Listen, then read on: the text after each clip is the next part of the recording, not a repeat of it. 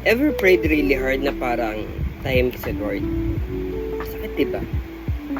Yung bang, Lord, naririnig mo ba ako? Kung yan ang naramdaman mo ngayon, tara, usap tayo. Alam mo minsan, kahit pastor ako, may mga panalangin din ako na, Lord, are you there?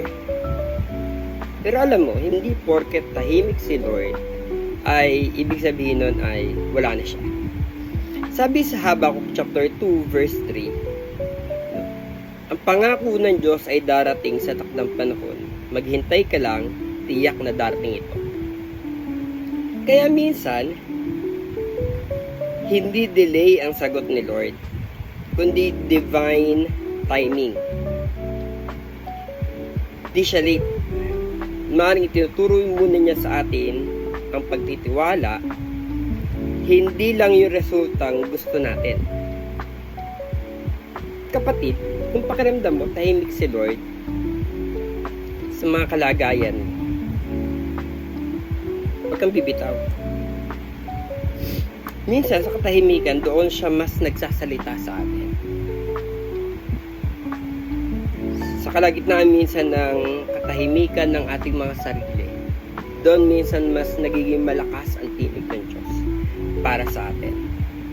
Just keep praying, just keep trusting, kasi naririnig ka niya. Hindi ito kawalan ng tinig ng Diyos, kundi kailangan mo lamang manahimik sa kabila ng magulong sitwasyon mo ngayon. Kasi minsan masyado tayong overpowered ng mga kalagayan natin. Overpowered tayo minsan ng mga ingay sa paligid natin. Na minsan nakakalimutan natin yung salitang manahimik ka muna. Mas gusto natin minsan gumawa, umaksyon, kumilos agad. Nakakalimutan natin yung salitang kalma. Kumalma ka muna. Huwag kang mag-overthink. At kung nakarelate ka sa pinag-usapan natin ngayon, short lang yung pinag-usapan natin, pero alam ko naramdaman mo ito. Kung gusto mo ng mga ganitong real talk from the Bible, follow mo na rin ako para mas marami pa tayong pagkwentuhan. This is Pastor Sam sa Kape Kwento. Thanks!